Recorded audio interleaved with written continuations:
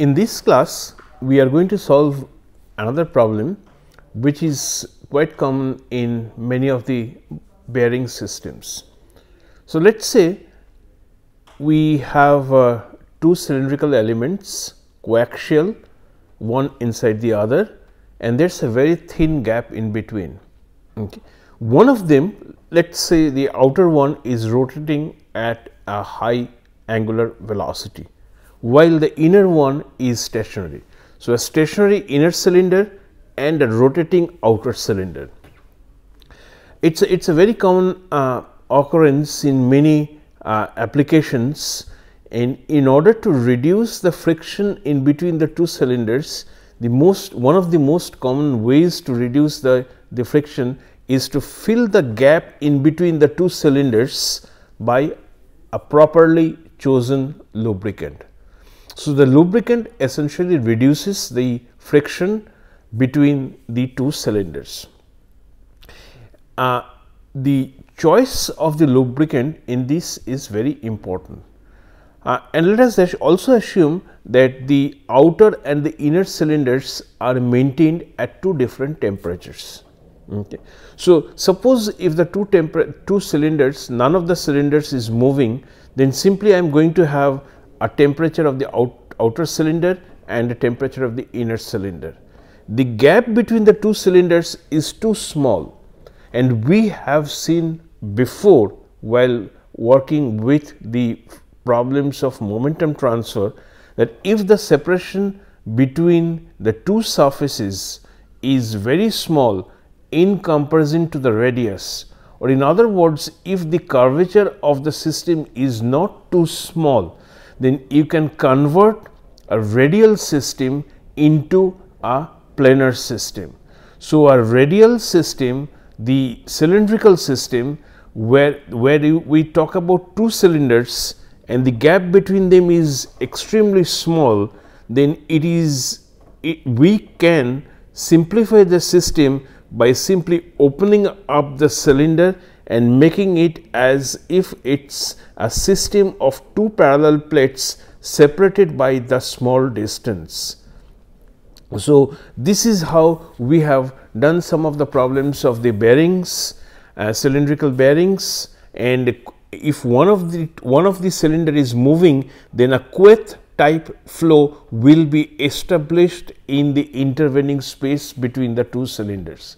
So, first of all, if the radius is large, if the radius of the cylindrical system is large in comparison to the gap in between the two cylinders, then I can simply cut open the cylinders and make them as if they are two parallel plates, with one plate moving with some velocity, the other is stationary, and any liquid in the intervening space is simply going to have a Queth type flow because of the motion of the top plate.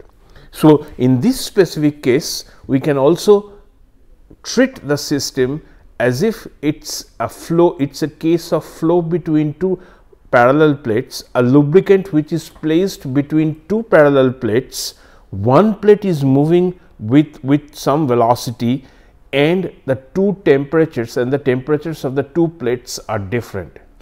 So, the difference in this problem as compared to the problem that we have done in fluid mechanics is that here the temperatures of the two plates are different. If the temperatures of the two plates are different and if the gap in between them is very small, then viscous forces will ensure that there is going to be negligible effect of convective heat transfer, and most of the heat transfer between the two plates due to the difference in temperature will be due to conduction. So, this is a situation in which conduction will prevail, and the entire problem can be thought of as if it's a flow between two parallel plates which are maintained at two different temperatures with a liquid in between where there is no convection. So, it's a conduction problem. Now, if it's a conduction problem, then we know that in absence of any heat generation, in the fluid, in the liquid in between, it's simply going to be a linear distribution of temperature. In the linear distribution, because in this case there is no variation of temperature with Z, no variation with Y, only with X the temperature will change. So, if we think of the equation that describes conductive heat transport at steady state in absence of any heat generation, we simply have K d2T dx square is equal to 0, and K d2T dx square equals 0 would give rise to a linear temperature profile, and the two constants of the profile can simply be evaluated by through the use of the boundary conditions that at one point at one plate the temperature is T naught, at the other plate the temperature is T1. So, there would be the profile of the temperature would be linear between T0 and T1, that is in absence of any heat generation. Now, whenever we have a fluid, a lubricant which is placed in between two rotating substances, two rotating surfaces, and the gap is small, what you see is that the fluid layers would be, there would be a very strong velocity gradient present in the system. The velocity is 0 over here, and the other plate, the top plate moves at a very high velocity, and the gap in between them is very small. So, the velocity gradient, which is in this case v minus 0 divided by x minus 0. So, it is v by x, v is large, x is small. So, the value of the velocity gradient would be very large. If the value of the velocity gradient is large, then adjacent layers will start to slip past one another, move past one another with a very high relative velocity difference. Now, whenever, if you think of a solid object which is being pulled over another solid surface with some velocity, you are going to raise the temperature of the solid block due to friction. So, friction will ensure that the frictional losses will manifest itself into a temperature rise of both the solids. So, the surface, the inner surface, these two surfaces are going to have an increase in temperature due to friction, due to solid friction. The same thing we can also or may also take place for the case of liquids, when the layers in laminar flow slip past one another at a very high velocity.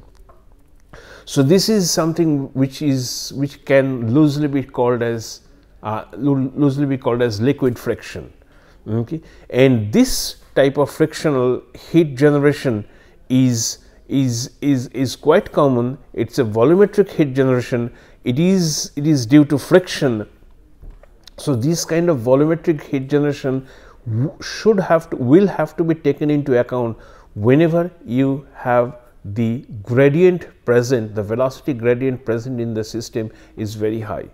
So, you do not see the heat effect, the thermal effect, the heat generation effect during the flow of a liquid quite often, but only in very special cases. For example, in the flow of a lubricant, or when a spacecraft re-enters the Earth's atmosphere, the velocity gradient is so high that you get extremely high, substantially high generation of heat, and the entire spacecraft will glow red due to the temperature increase.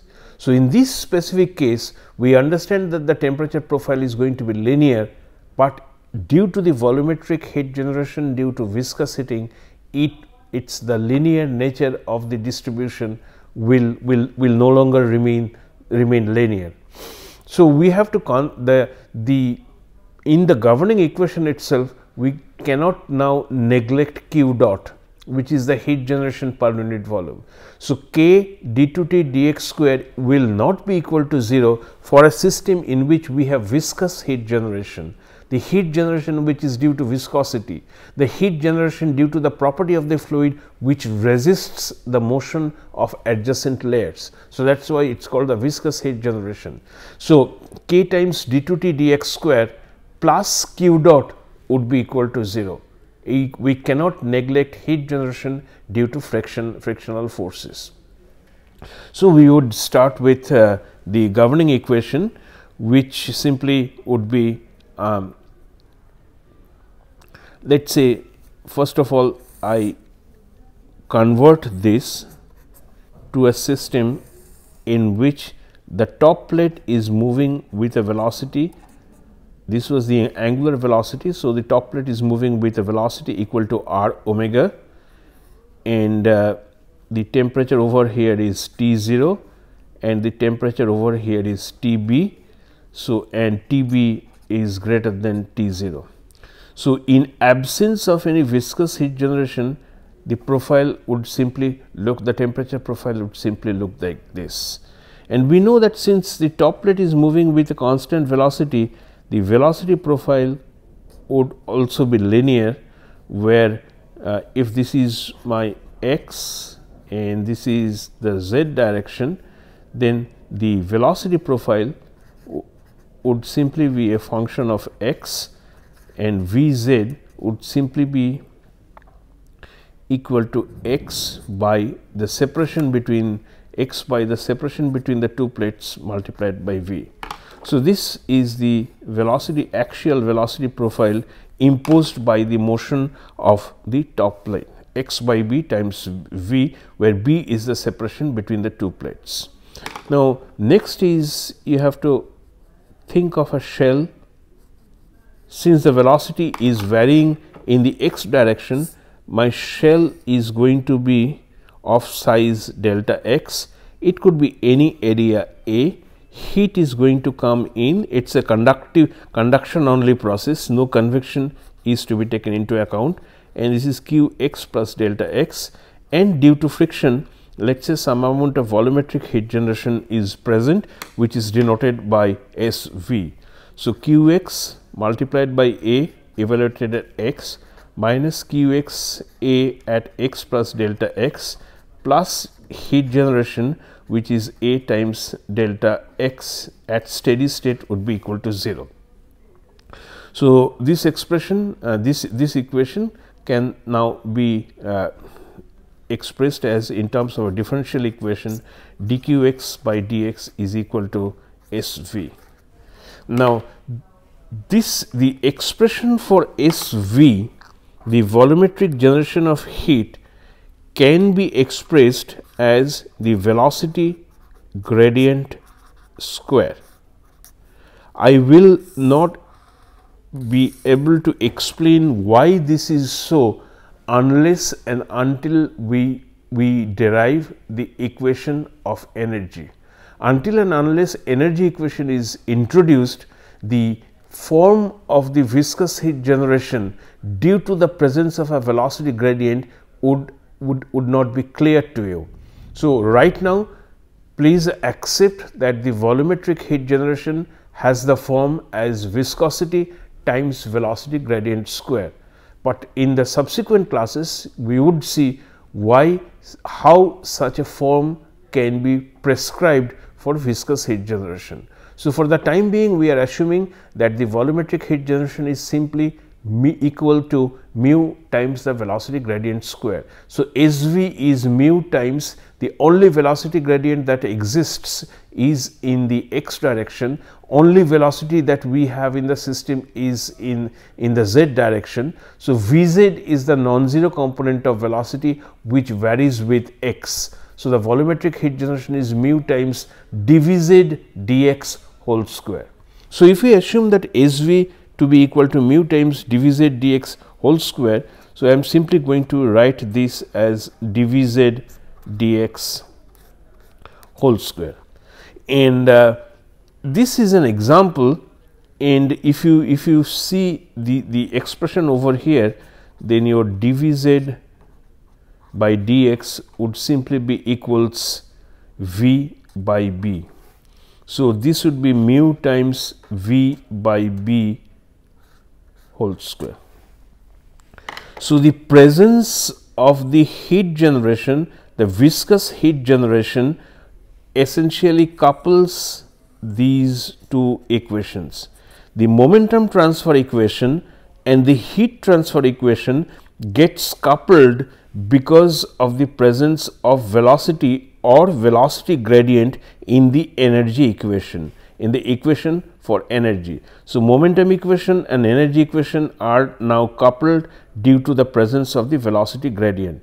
So, which also means that you have to solve for the velocity profile, you have to solve the momentum equation first before you can attempt to solve the energy equation.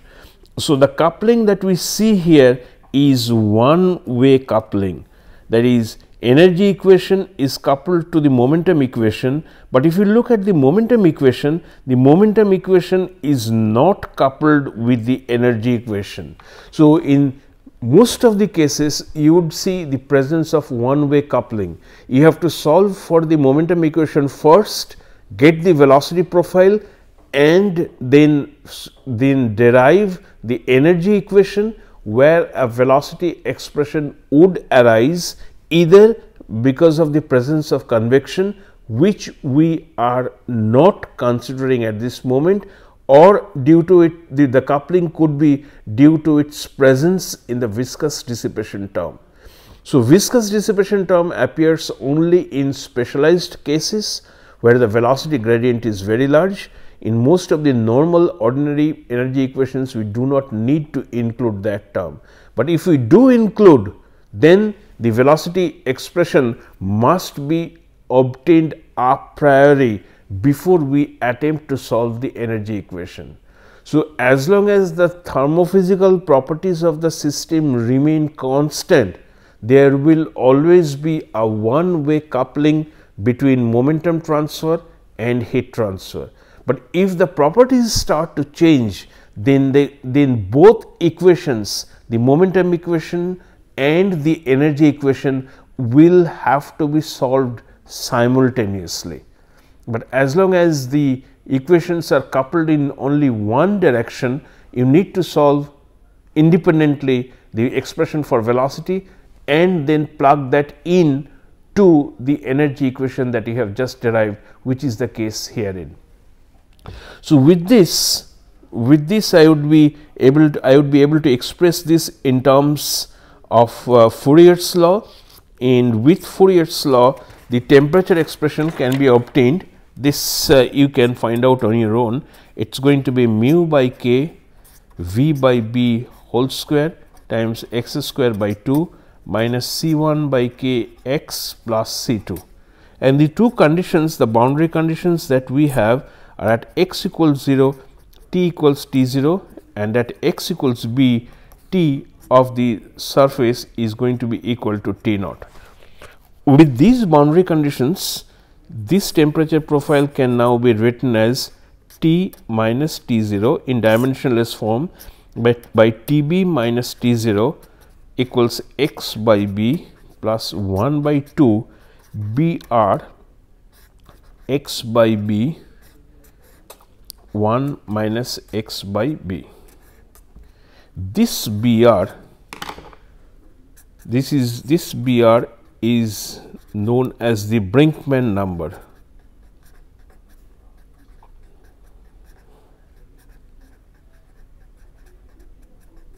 which is defined as mu v square by k times Tb minus T naught, which would come directly if you solve this equation with these boundary conditions and express the dimensionless form. Then the Brinkman number you would see would be equal to mu times v square by k Tb minus T0. So, the Brinkman number is important. Brinkman number essentially tells you whether or not, because you can divide both sides by L, the numerator and the denominator by L. So, Brinkman number essentially tells you how far viscous heating is important relative to the heat flow from the imposed temperature difference.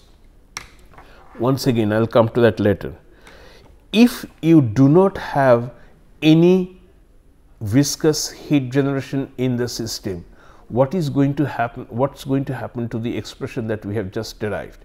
If you do not have any heat generation present in the system, the entire term, the second term on the right hand side would be 0, and what you would get is a linear distribution of temperature. Since you have viscous heat generation, where the Brinkman number essentially tells you the importance of the generation of viscous heat with respect to the heat that would flow because of an imposed temperature difference, I am going to have a nonlinear term present in the expression for temperature.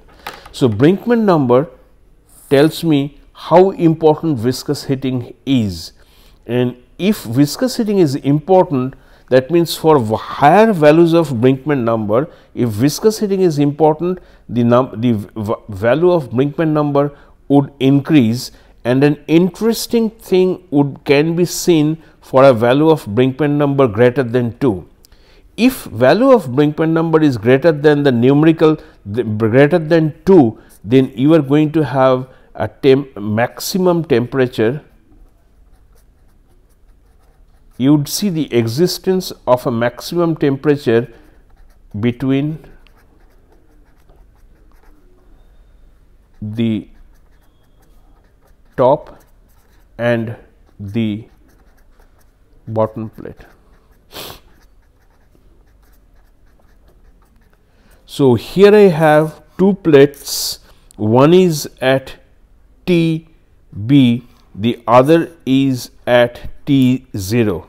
Normally, I would get a profile like this.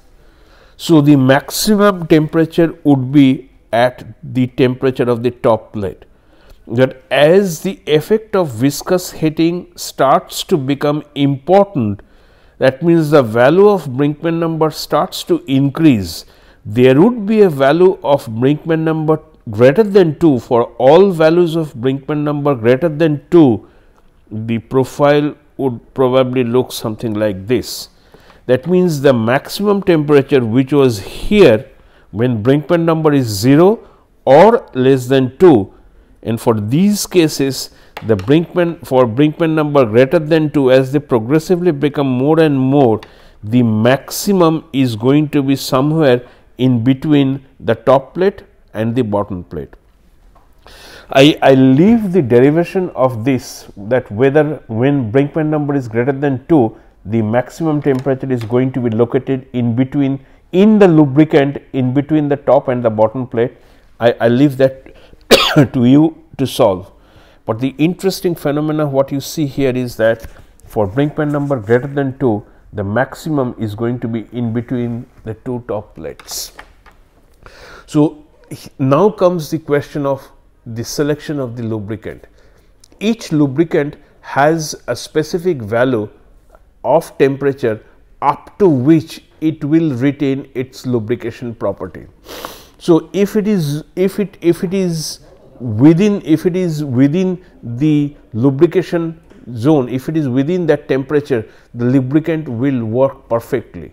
But if for some reason the temperature in between the two moving surfaces, if the temperature of the lubricant exceeds that of the higher temperature surface, and it will keep on increasing as the velocity, relative velocity between the two plates increase, then you may get a temperature which is more than the safe operating temperature of the lubricant.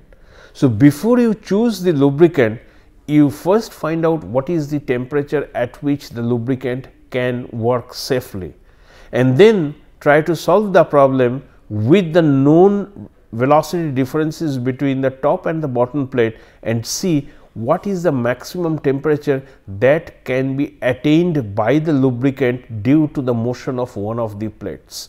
So, the frictional heat generation plays a critical role in the choice of the lubricant, in the performance of the lubricant.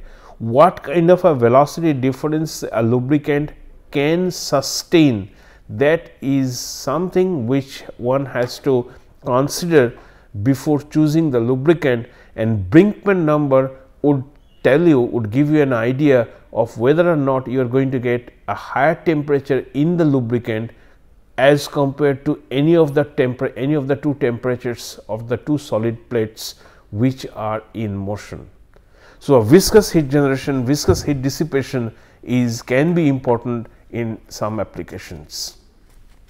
Now, let us move on to a different type of phenomena which we haven't talked about before, and it is transient condition.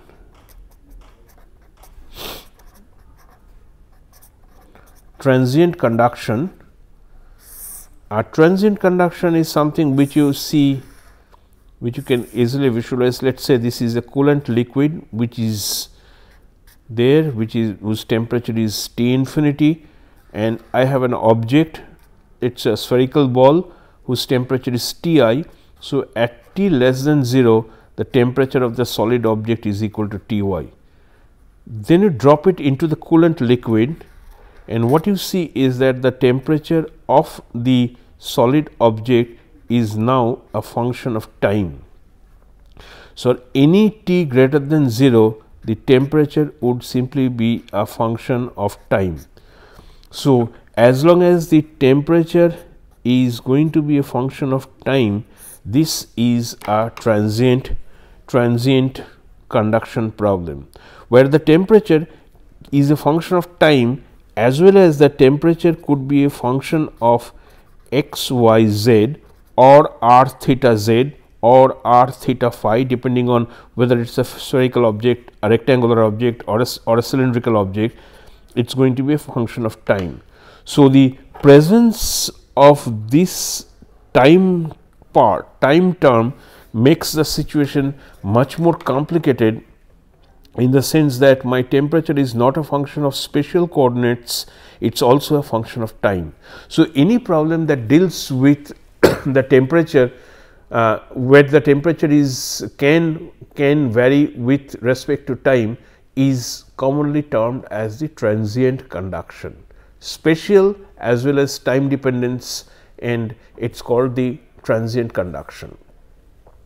Now, if you think of a spherical ball which is dropped in a liquid coolant at a whose temperature is lower than the temperature of the hot spherical ball, then, and if I write the conservation equation, there is no E in. So, E dot in minus E dot out plus generation is equal to accumulation.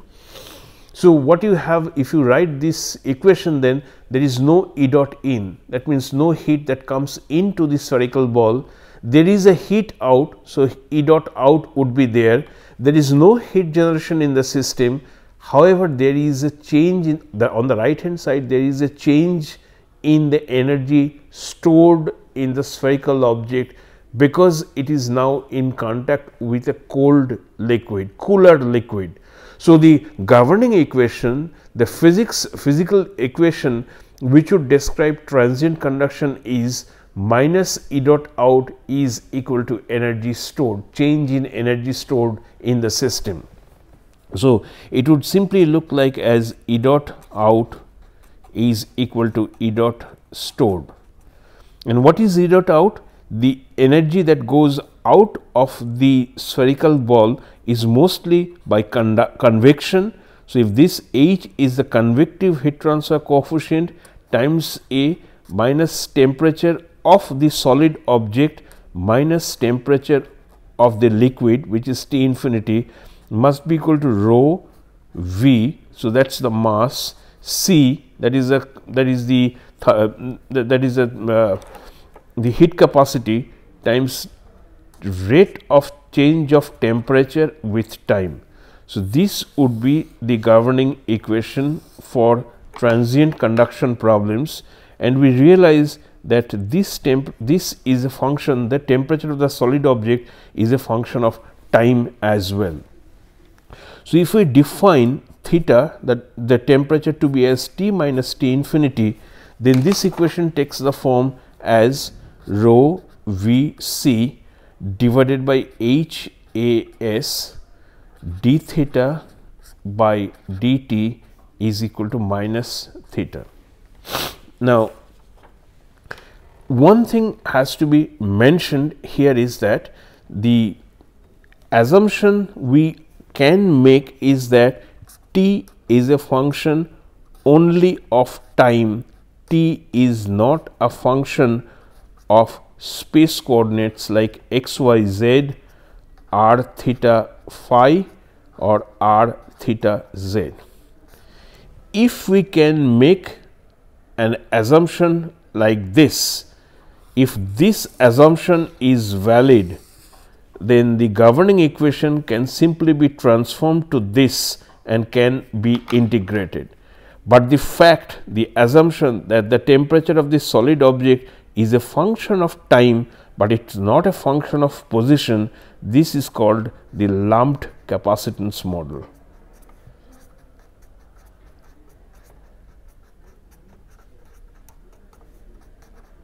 So, a lumped capacitance model allows me to simply integrate the equation with respect to time, while assuming that at any point the object, the solid object is space wise isothermal.